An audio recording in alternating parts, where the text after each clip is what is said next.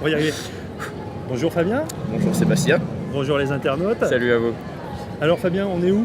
Eh bien, aujourd'hui, on se retrouve à Bordeaux, devant la rue Sainte-Catherine. On va vous présenter le lancement de notre nouvelle chaîne YouTube, New Aquitaine News. On vous attend nombreux. Vous allez découvrir des gens passionnés dans leur domaine. Et d'ailleurs, on va commencer avec un musée pas comme les autres.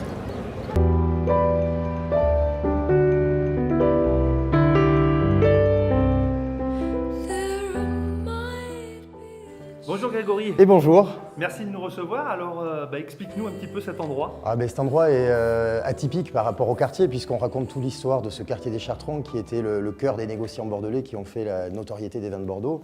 Et c'est vrai qu'ici, c'est encore quelques petites caves à visiter qui sont exceptionnelles puisqu'on va retracer toute l'histoire à la fois de ce quartier, à la fois des grandes familles de négoce et parallèlement à ça expliquer qu'est-ce qu'on faisait dans ce type de maison, c'est-à-dire de l'assemblage, de l'élevage. Donc voilà, c'est un endroit assez charmant à venir découvrir pour mieux comprendre le vin de Bordeaux et surtout son histoire. Ah, merci beaucoup. Alors on va te suivre un petit peu, on va regarder en vitesse. Alors c'est quoi ce... Alors là par exemple, tableau on est devant la découpe originelle de la maison où on peut constater que nous sommes sur des rondins de bois pour stabiliser les fondations puisque nous sommes sur un quartier qui était marécageux où il y avait les moines chartreux qu'on a expulsés, que les Hollandais ont un petit peu expulsés pour pouvoir construire les premières maisons hollandaises à Bordeaux dont on a encore l'héritage sur les quais. D'ailleurs, il en reste encore 2 qui sont magnifiques. Et donc cet héritage nous a permis après de pouvoir construire ce quartier. Et donc toutes les maisons du quartier sont en longueur, c'est-à-dire qu'on a des petites façades. Et après, tous les immeubles sont en profondeur. Donc là, on a des caves que vous allez pouvoir voir qui font 35 mètres de long. Ça paraît improbable quand on est dans la rue de s'imaginer qu'il y a ça sur l'arrière. Allez, on va faire un petit tour. Le musée, il est composé de 6 grandes parties en définitive. Il y a une partie qui est consacrée au port parce que honnêtement, la ville de Bordeaux, si elle s'est développée dans cette courbure de la Garonne, il y a toute une histoire qui va autour et pourquoi la Garonne fait cette courbure aussi. Donc du coup, on raconte en 6 étapes le port, après l'organisation du négoce bordelais, qu'est-ce que le négoce bordelais et les grandes familles forcément. Et après, dans la seconde cave, vous verrez que c'est plus technique où on va aborder les sujets d'élaboration de vin, d'assemblage, d'élevage, et où on va pouvoir découvrir aussi le monde des tonneliers.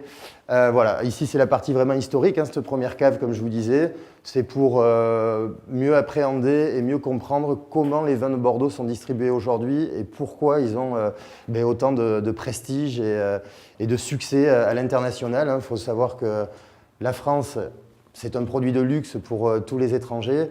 Et dans les produits de luxe français, il y a forcément la gastronomie, dont fait partie le vin, qui aujourd'hui se partage sur les plus belles tables du monde entier. On partage des vins de Bordeaux. Grâce à tous ces négociants qui ont fait l'histoire des vins de Bordeaux, dont on vous parle forcément dans ce musée. Donc voilà, la seconde partie du musée, elle est plus consacrée, comme je disais, à la partie technique. Qu'est-ce qu'on faisait dans ce type de cave à l'époque? On élevait du vin en barriques comme ceci. Il faut savoir qu'il y avait juste le passage d'une personne entre des barriques qui se positionnaient de chaque côté. Et donc on explique ici le travail dans l'éché, qu'est-ce que c'est que le houillage, entre autres, puisque les gens ne savent pas comment est la vie du vin. Donc la vie du vin, on peut la comprendre aussi dans cette partie du musée, puisque le vin a une âme. Tout à fait. Très belle barrique, sculptée. Ouais. C'est une barrique, oui. Et donc là, en fait, c'est pour suivre un petit peu... Alors là, voilà, les gens, ils ont, pour appui, ils ont des petits panneaux qui les recentrent pour savoir à quelle période on se trouve, à quel siècle, et avoir des points de repère pour avancer dans le musée. Cependant, vous avez un petit fascicule papier qui vous est donné à l'entrée pour pouvoir faire la visite, pour compléter chaque information qu'il y a sur chaque panneau.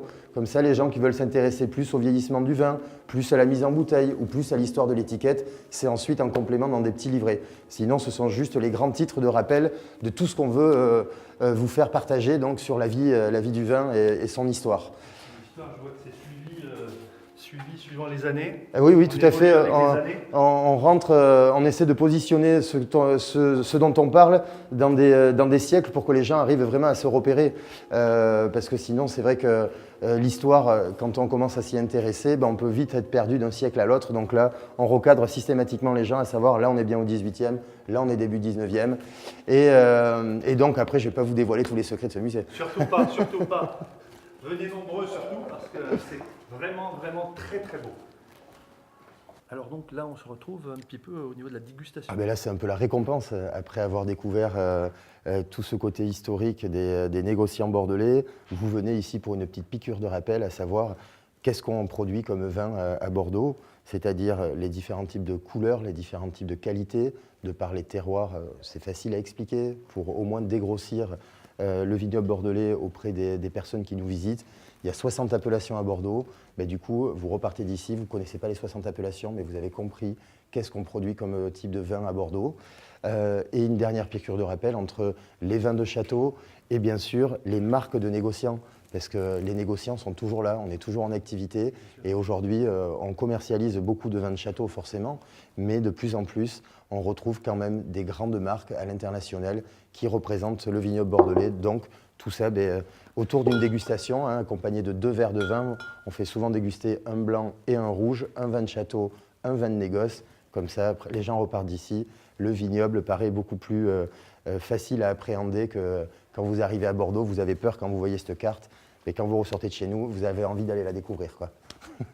Super. Bon, eh bien, écoute, merci de nous avoir accueillis. Avec plaisir, et puis vous êtes les bienvenus en tout cas. C'est gentil, à bientôt. Alors Fabien, ce lieu était incroyable. Incroyable, oui, c'est bien le mot. Oui, et puis avec un personnage vraiment atypique qui a une connaissance incroyable dans le domaine du vin. Allez le découvrir. Ouais, on vous le conseille de tout cœur. Et bon, qu'est-ce qu'on fait maintenant alors? Eh ben, écoute, ça serait quand même, comme on est rue Sainte-Catherine et cours de l'intendance, on pourrait aller découvrir Xavier avec son salon de coiffure. Ah bah tiens, ça tombe bien, j'ai besoin d'une coupe. Allez, on y va. Bonjour Xavier, merci de nous accueillir. Bonjour Sébastien, c'est avec plaisir. Alors, on vient te voir aujourd'hui dans ton salon. Parle-nous un petit peu de ce salon qui est un petit peu différent, avec ce son, avec cet environnement. Oui, écoute, c'est un salon, c'est vrai, je veux dire, un petit peu musical, un salon qu'on fait aussi voyager, qu'on reçoit, c'est vrai, beaucoup d'étrangers, c'est bordelais bien sûr, mais c'est vrai, plein de gens d'un peu de différents horizons, et ça permet de faire un travail un petit peu différent. Bien sûr, et, où les gens se côtoient, se rencontrent, discutent un petit peu. Absolument, pas que faire de la coiffure, c'est vrai que mais d'ouvrir un petit peu les horizons, de travailler avec des produits un peu différents, faire des petites pioches, amener des choses en fait. Voilà, on est dans un lieu de vie carrément. J'essaie. Enfin, nous essayons, ouais. Parce que je vois, tu as un petit écran, tu as de la vidéo, de la projection. Ah, bien sûr, oui. On a bien passé quelques films noir et blanc, tel aussi Charlie Chaplin, mais des films aussi d'art et d'essai, sans prétention, des films de rôle, oui. Et dans ta spécialité, si on peut appeler ça spécialité, est-ce que c'est plus un salon, on dirait, pour les femmes, un peu pour les hommes ou pas du tout C'est un salon mixte. C'est vrai que moi, aussi personnellement, je préfère coiffer les femmes, mais on reçoit tout le monde, de tout horizon, absolument. D'ailleurs, je me fais coiffer les cheveux chez toi. Absolument. Est-ce que tu peux nous parler, par exemple, je ne sais pas, des produits employés? Est-ce qu'il y a quelque chose de différent par rapport à je dirais, tes, entre guillemets, autres salons ou toi, par rapport à tout ce que tu as vécu? Parce que je sais que toi, tu as quand même une grande vie dans le domaine de la oui, coiffure. Alors justement, j'en profite un petit peu pour toujours bouger et ramener à chaque fois quelques produits comme ceux-là, parce qu'on a ouvert, que j'ai amené à Bordeaux. De faire des pioches, des fois qui fonctionnent bien, des fois un petit peu moins, mais là, il faut essayer. D'accord. Bon, en tout cas, merci de nous avoir reçus. Merci à vous.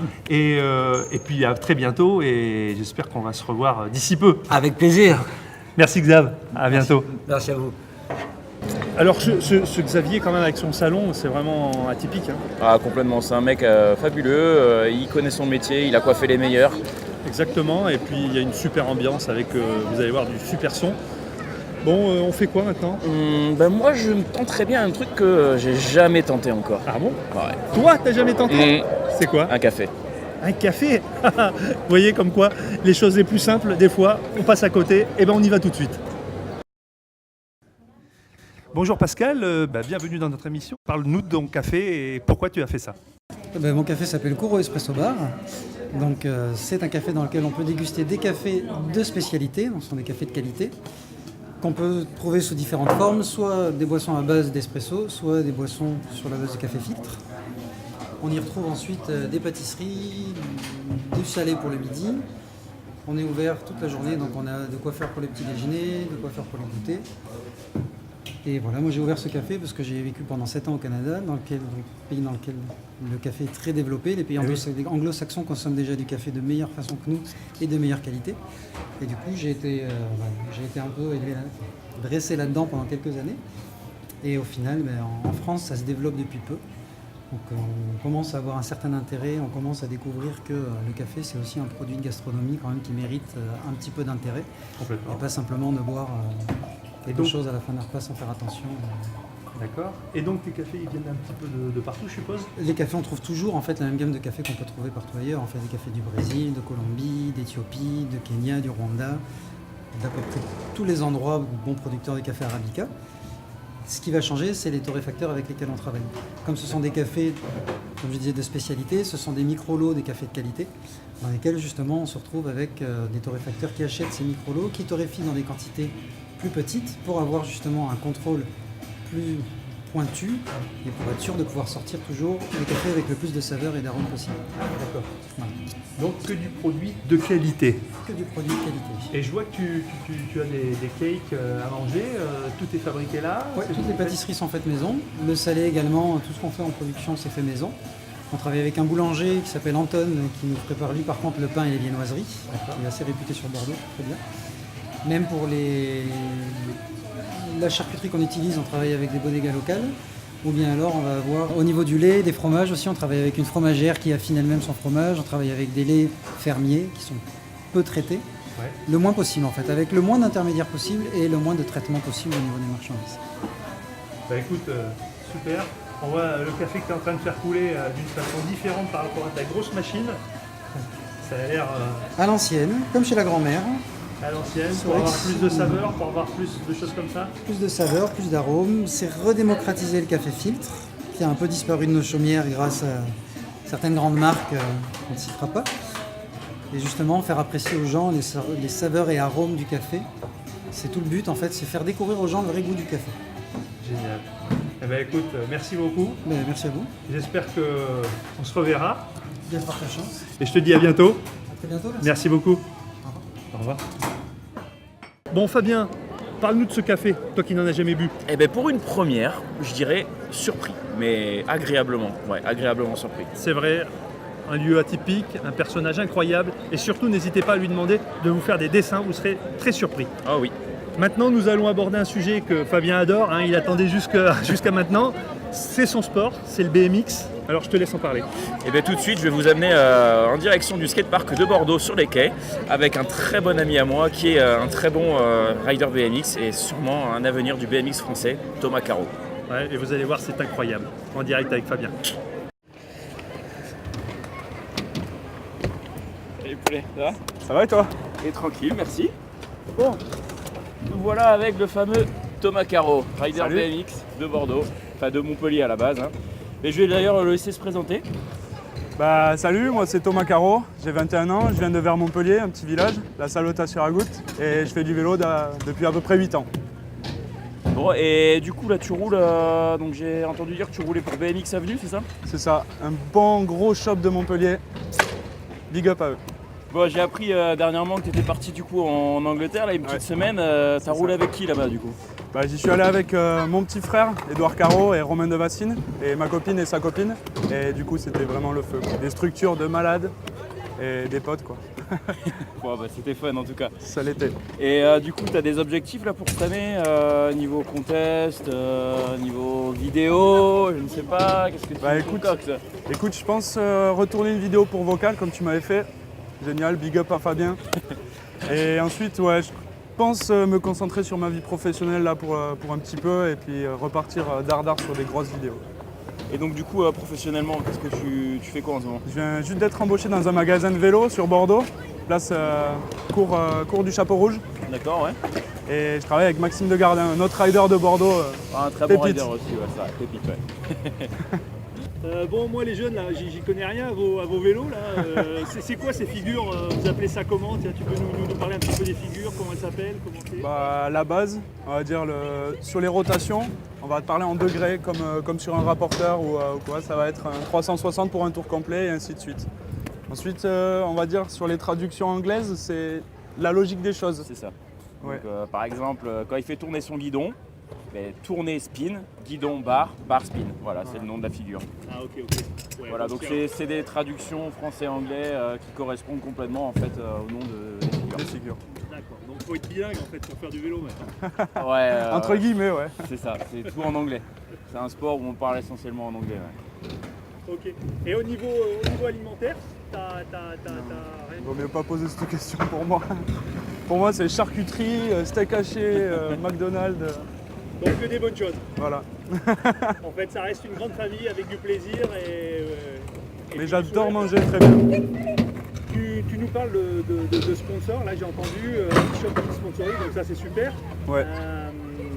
Petite question, ça veut dire que tu fais des compètes? Je fais des compétitions, ouais, beaucoup. Le seul truc, c'est que en compétition, on remarque pas assez l'aspect technique du sport et on va plus jouer sur l'aérien. Et sauf que j'ai un riding plutôt technique et il y a beaucoup plus de risques de chute en faisant du technique que de l'aérien.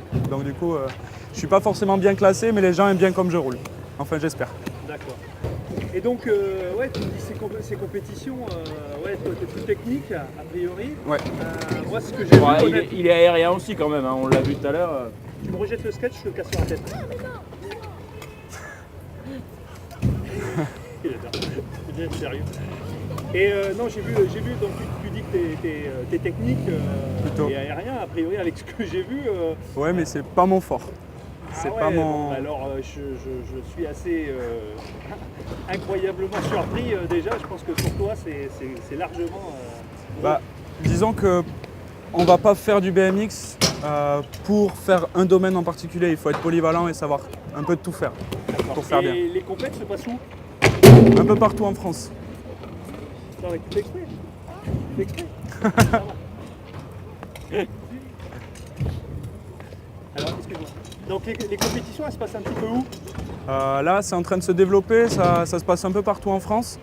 Les plus grosses, ça va être sur le FIS Experience, où on va avoir les étapes du côté du Havre, de Montpellier, Canet-en-Roussillon, Ouais, la plus grosse, c'est Montpellier. Ouais. Ouais, Montpellier, parce que ça fait partie de l'édition mondiale du FIS. D'accord. Et donc tu participes au physique. Exactement. Bon bah écoute, moi je te souhaite bonne chance. Merci que beaucoup. Fabien veut rajouter quelque chose? C'est quand même ce sport. Qu'est-ce que tu veux que je rajoute putain, vas-y, c'est stressant là. Qu'est-ce que je peux te dire? Je te souhaiter bonne chance pour les contests cette année Et qu'on se revoit bientôt pour filmer une vidéo. et qu'on se revoit très vite pour faire une belle vidéo, une belle part pour Vocal et Tall Order quoi. Carrément. Ah, pépite. A plus. Ciao. Tchuss. Bon allez les jeunes, on va pas s'arrêter sur ça, hein, Fabien, t'es pas venu pour rien, t'as mis ton casque. Allez, Ouais, tu vas le rouler. casque c'est important, mettez votre casque. À tous les riders, allez, on a tous les deux un casque. Très bien. Bon bah t'es pas venu pour rien, tu vas nous faire une petite démo avec ton pote là.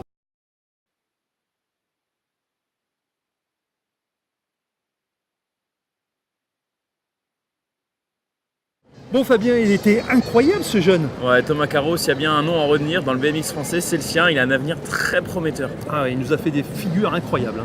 Et d'ailleurs, un petit big up à sa boutique, son sponsor à Montpellier, BMX Avenue. Ouais, c'est bien de le souligner parce que c'est toujours dur de trouver des sponsors, surtout dans ce domaine-là. Je rebondis là-dessus pour vous parler de notre chaîne. New Aquitaine News. Voilà, exactement. Vous allez découvrir plein de choses, des gens atypiques et incroyables, des lieux superbes et surtout des sportifs. Donc venez nous rejoindre. Nombreux, on espère. Voilà, sur New Aquitaine News, on vous attend bientôt. À bientôt les amis. Ciao. Ciao, ciao. Bon, c'est bon là. On a fini.